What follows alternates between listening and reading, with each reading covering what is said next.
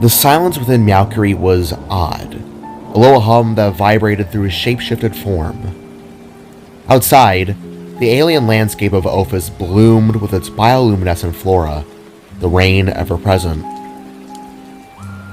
Jaida rested her head against the warm passenger side, her orange eyes tracing the path of a floating crystal plant. Winona and Francine had succumbed to exhaustion, their breathing a soft, rhythmic counterpoint to the cat's gentle progression. Winona's head was slogged against the interior side, her glasses slightly askew, while Francine was curled tightly in the back, as if, even in sleep, she was defending herself from this bizarre world. Jaida's mind was a whirlpool, pulling in memories from the festival lights, the scent of food, the laughter of her friends, all shattered by the emergence of that night. The fight, the victory, and the horrifying revelation beneath the cosmic helmet. Her mother's spectral, agonized face. A mother who had been gone for years, consumed in the catastrophic event that had in turn forged Jaida's own powers. Her memory was broken not by a sound, but by a shift in the very substance before her. The fake steering wheel rippled, coalescing in the Mercury's face. "Jaida." His voice was a small whisper. "I am rather curious. Why exactly would you return to these nasty lands?" Jaida stared, her own gaze locking with his. There was no judgment in his question, only a deep curiosity. "It has to be for a reason, he pressed, the word ending in a soft, inquisitive chirp. "Anything one does is for a reason, Jaida thought on this for a moment. "It's hard to explain, but..." She stalled, searching for the words in the dim, rhythmic light. "It's about my mother. Me, Voyd, our friends, we were at a festival, having fun, and then this night, made of cosmic energy and obsidian, just manifested. We fought it, and we won. But when its helmet fell..." She took a shaky breath. "It turned out to be my mom." Mercury's face on the wheel tilted a few degrees, perplexity held in his eyes. "She's like a ghost, a specter, something like that. I'm not sure. But she..." Jaida's voice hitched. It was a small, fresh wound. "She's been gone for years. Died in the incident that gave me my powers," Jaida explained. "The Great Sundering?" Mercury asked, his voice barely a murmur. Jaida could only manage a gentle, solemn nod. For a long moment, the cat was silent. Then, a change occurred. Though his smile remained permanently fixed, the yellow light in his eyes shifted. The perpetual cheery impression vanished, replaced by a dawning, profound understanding that was far too somber for someone like him. It was an expression that spoke volumes in the silence. "Oh," he breathed, the word heavy with implication. "Oh, dearie." Jaida's head snapped up. "What? Do you know something?" Mercury's eyes met hers again, and his expression softened into something akin to pity. "I know lots of thingies. Unfortunately." He paused, and his face began to dissolve back into the form of the steering wheel. "Oh, we're here!"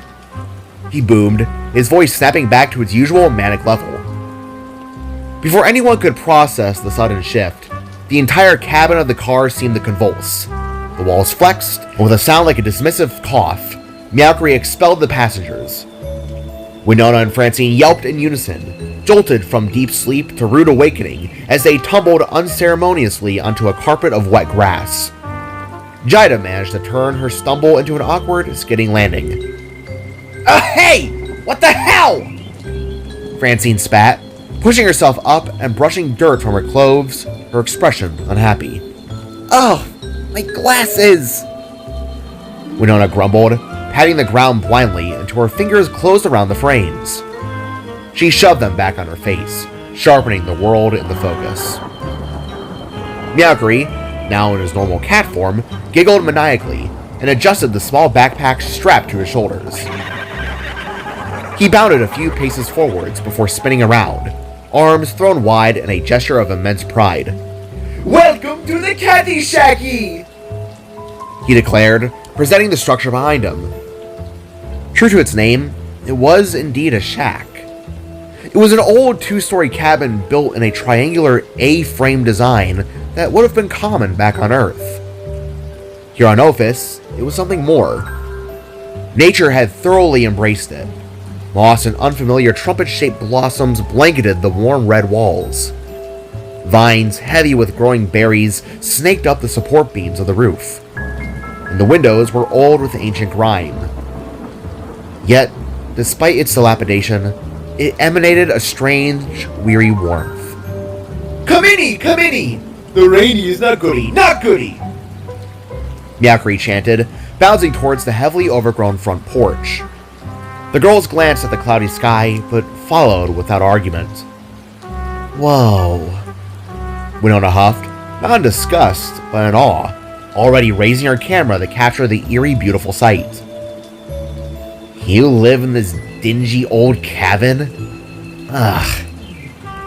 Francine groaned, eyeing a particularly large pulsating mushroom with distaste. "The dingiest of them all!" Meowkery called back, already at the door. He stretched his body up, his form elongating unnaturally to brush aside the current of leaves. Hidden beneath was a scanner, a piece of technology made of gold and featuring a cracked screen. He placed his right paw upon it. The screen flickered, flashed orange, and with a definitive click, the door swung inwards. Whoa, a hand scan on an old cabin?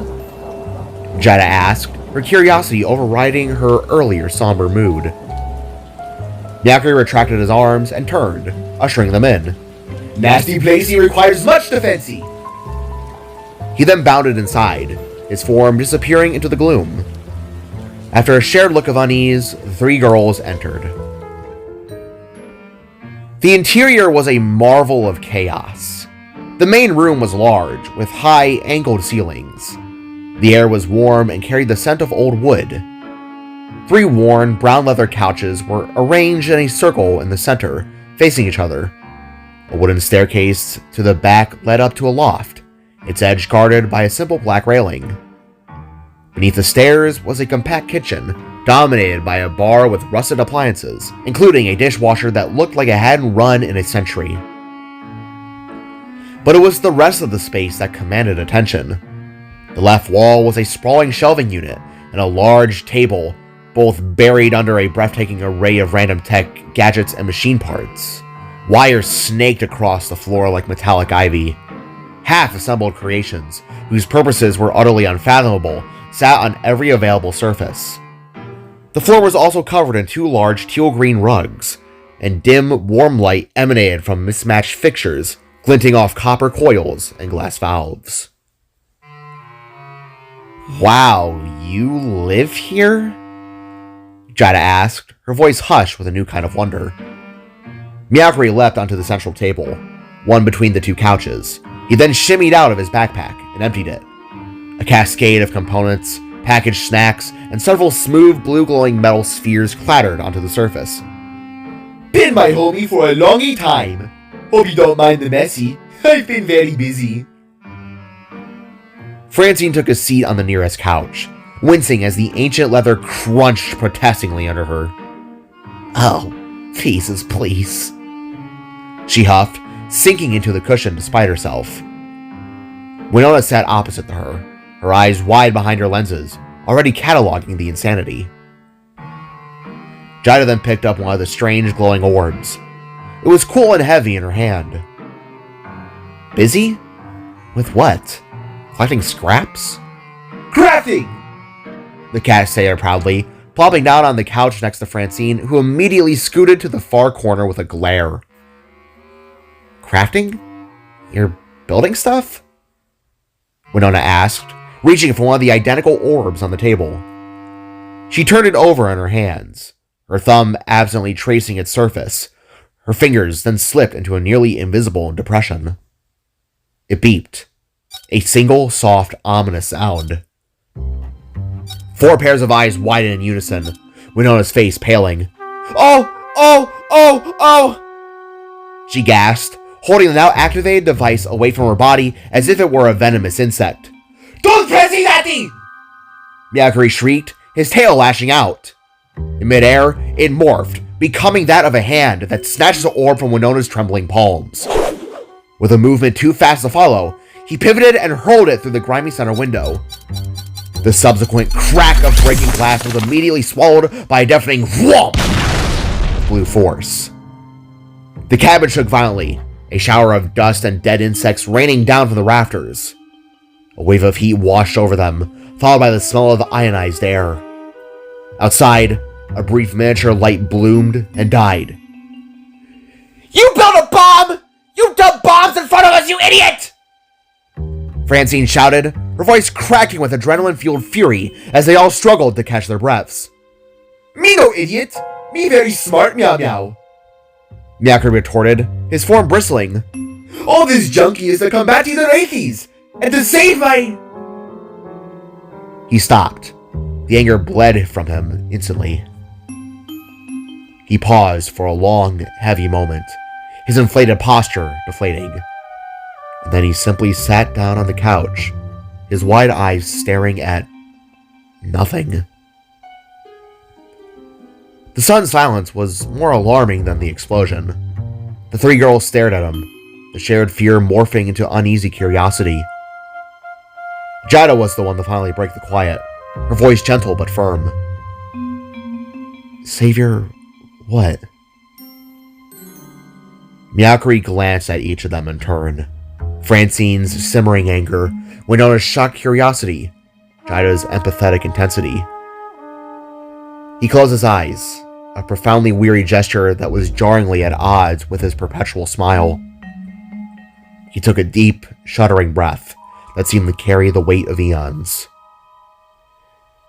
"Well," he began, his voice softer than before. "I suppose you deserve an explanation on several thingies." A tense quiet had settled over the small gathering, disrupted only by the nervous tapping of Myakuri's paws on the rough wooden table. "I know I come offy as strangey, weirdy, maybe even creepy," Myakuri began. His voice, a jumble that usually left listeners baffled, was now a profound solemn tone. "But I was never this way. I wasn't meant to be this way." He dropped, his gaze to his own paws, flexing and unflexing them as if trying to recall a forgotten shape. A long, shuddering sigh escaped him again.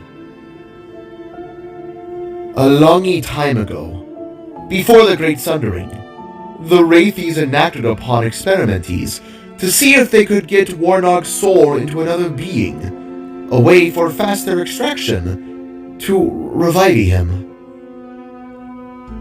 He finally looked up, his gaze fixing on Jaida, whose hand instinctively rose to cover her heart, a ripple of unease crossing her features.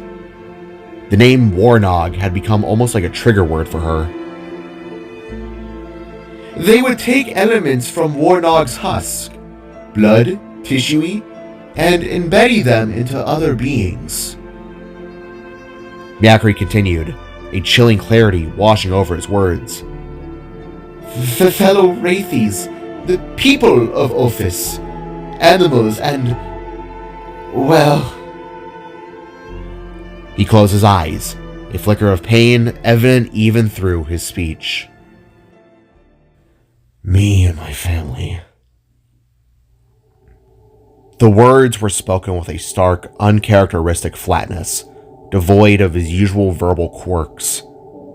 A shudder visibly ran through his small body. I was once a little meow meow, a kitten, living with my mom and dad. One day, the wraiths came to our home and took us away, bringing us to these nasty labs. Jaida and Winona exchanged a look, their faces hardening with curiosity, while Francine shifted uncomfortably, her expression a mix of disgust and fear. They did terrible things. Miakri's voice dropped to a near whisper. They opened my head and put tiny pieces of Warnog's brain into my own. Jaida's eyes, already wide, snapped open further. They what? The stunned question burst from her, mirroring the shocked silence that had fallen over Winona and Francine. Miakri nodded, a single definitive bob of his head. After that, I grew the ability to speak in jumbled words, only sometimes, like now, being able to speak coherently if I just focus enough. My biology changed. He gestured to his bipedal stance. I could suddenly stand on two legs. I could stretch my limbs for as far as I could think. Those fragments of a deity forged into a mind no stronger than a man's. Unfortunately, for the wraiths, it was just my brain that took the essence, not my soul like they wanted. A mournful note entered his voice. My family, they were changed. I never saw my mom again after we were taken, but my dad. Miakri winced, a raw emotion twisting his features. He grew, sprouted limbs from the experiments, became green from an essence they called Emerald Celestia, I believe. It's a powerful form of cosmic energy that the race can carry, but very rarely. Miakri stated. He grew many teeth, his body growing past normal proportions, bulging eyes. Oh, Dad. The girls looked at each other, a horrifying realization dawning. Jaida, her voice barely a whisper, articulated the unspoken thought. Wait, the big thing that attacked us, that was your dad? Miakri nodded again. They turned him into a monster, while I became the failed experiment to be stabbed and probed for other subjects. He pressed a paw to his chest, a gesture of pain. Jaida, the reason how I was able to know you and your friends from the get-go is... it's because we share fragments of Warnog. With a fluid motion, Miakri hopped onto the table and hobbled towards Jaida, stopping directly in front of her. I share his brain fragments, and you his soul. We carry parts of him within us. When I focus hard enough, I am able to read your mind, for we are linked. He held up a paw, palm outwards. Not a word, Jaida mirrored his emotion, her human palm pressing gently against his soft, jelly one. Bound by blood, he stated, the phrase a chilling echo of concentration she hadn't known they possessed. Wait. So, we share parts of one being. You're the brain, and I'm the soul, the culmination of all of it. Therefore you would... Oh my God. She concluded, a new understanding dawning. Whoa. Crazy backstory. Winona chimed in, breaking the heavy silence with a burst of her usual tone. I'm not done, Miakri interjected, his voice firming once more. Years ago, I managed to escape the wraiths, living in these lands and trying to find a way to save what remains of my family. He swept a paw over the array of salvaged devices scattered around them. I wasn't lying when I say I'm here for reasons. I'm scavenging parts, reading up schematics to find a way to reverse this issue. His gaze landed on one of the bombs. It's while I was at the other kingdom, when you were being captured. It's a big lab place. Macri added. My dad had soon escaped too, so now I'm on a mission to fix what happened. He reached down, carefully picking up the bomb. These devices are filled with cosmic fire. It's a rare element in these lands, powerful enough to burn any other cosmic element away. Even wardogs. Macri revealed. I have managed to embed this essence into many of my devices in order to scorch the essence of Wardog from my papa. He went on, his previous sorrow replaced by a fierce determination. He looked back at the girls, his chest puffed out slightly. But that's my story. Now you know the basics of why I'm the way I am. I'm just trying to help my family move on. The girls sat in stunned silence for a long moment, processing the surreal tale. Their initial judgments of the feline dissolved into profound empathy. Macri, sensing their thoughts, spoke again, his usual jumbled rhythm returning. However, I am sensing you are all still worried about your frenzy. Your mommy, too. Fear not, the silly Meow Meow knows all you need. Jaida perked up instantly, her personal quest overriding the sheer shock of Macri's origin. About that. My mom. What's going on with her, and how can we help her? Macri eyed Jaida, his pupils dilating slightly as he seemed to peer into her very mind. I can see in your memories. Your mommy is definitely being used by the wraiths. It would seem her soul has been forged into a steel body of control. He boasted, a return to his normal dramatic pronouncements. You see, all who are tied to Warnog are in a way part of him, the cat stated, his voice dropping to a more serious tone.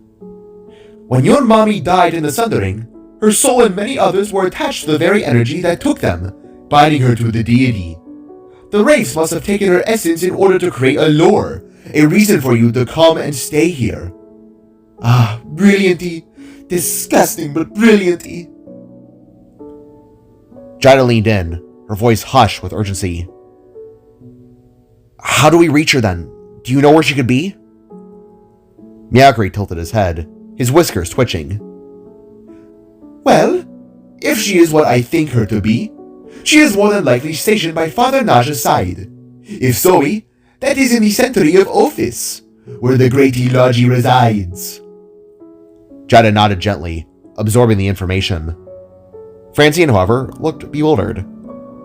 I'm sorry, Father Whata? She asked. Father Naja, Macri clarified.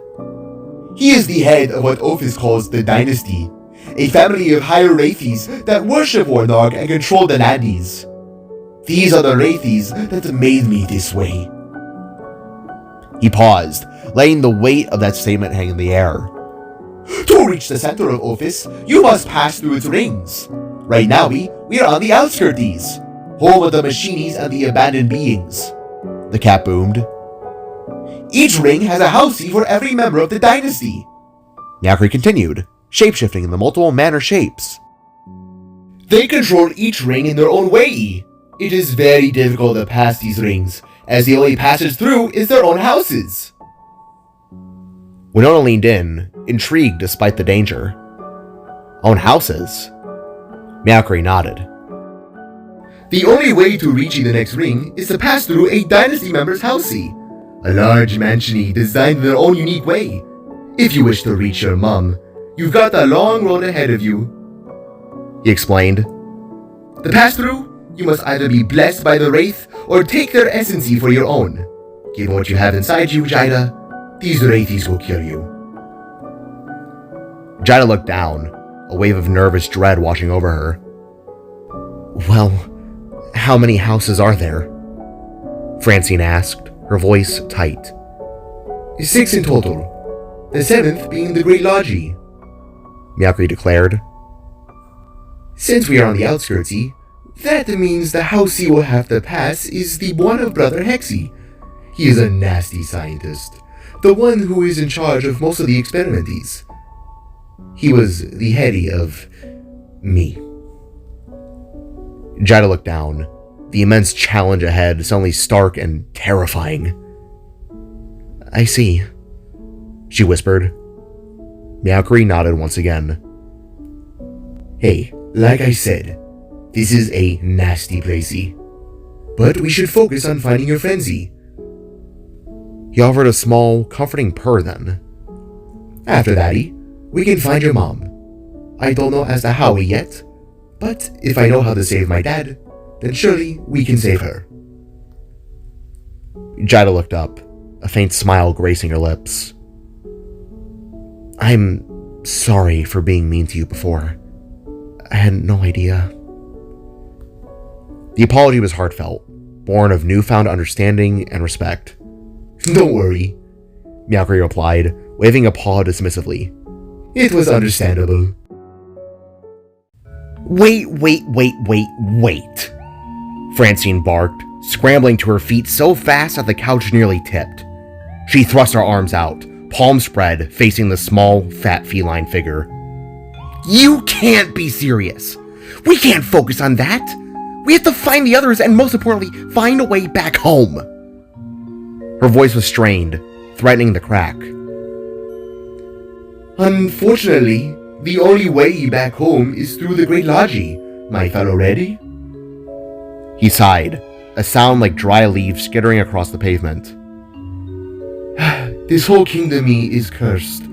Those who remain, the lower to working classy of Ophis, have been put into both slavery and experimentation. For that, all portal ways have been sealed from the inside. Only Father Naja knows how to get one open. A cold silence settled. Francine swayed slightly, absorbing the magnitude of the statement. Slavery? Experimentation? Sealed exits? It was a lot for her, the process. Winona, however, showed no visible fear, only hardening resolve. She ran a hand through her blonde hair, her eyes narrowed onto Meowcree. So, we get the Father Naja, kick his ass, fix Jaida's mom, and find a way back home from there. It wasn't a question, it was a statement of intent. Meowcree offered a slight, encouraging nod.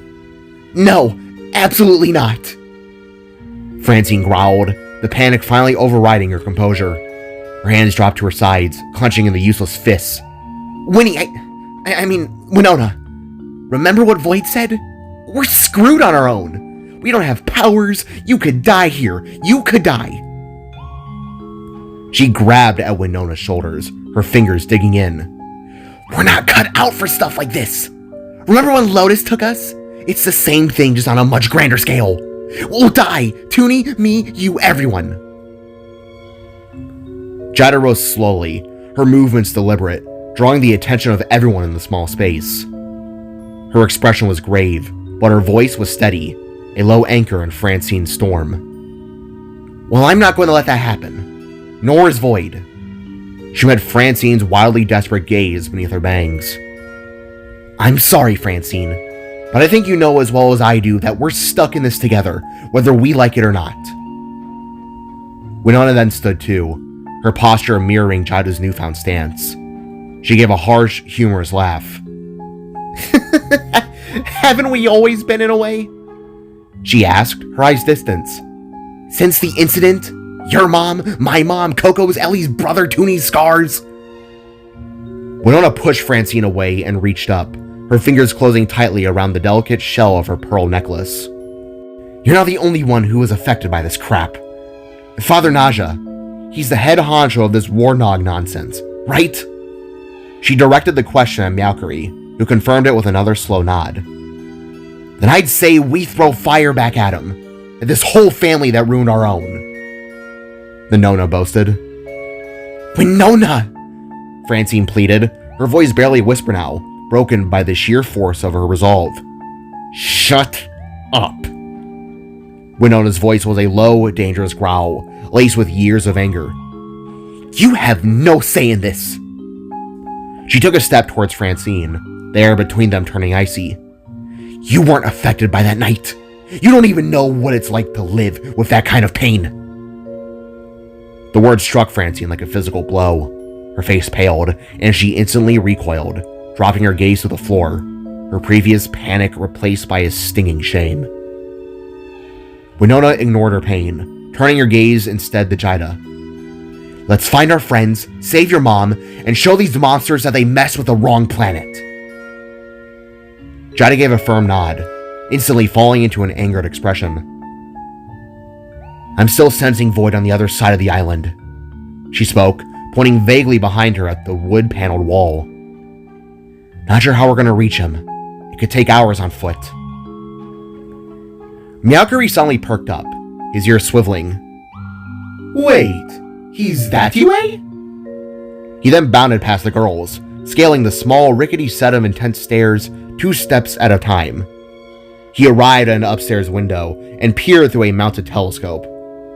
Through the lens, he could clearly see the looming, jagged silhouette of a massive industrial factory dominating the distant skyline, far off but visible.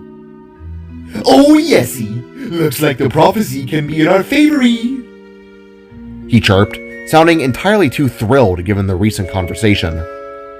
He then dashed to a worn wooden desk beside the telescope, a control panel covered in antique buttons and levers.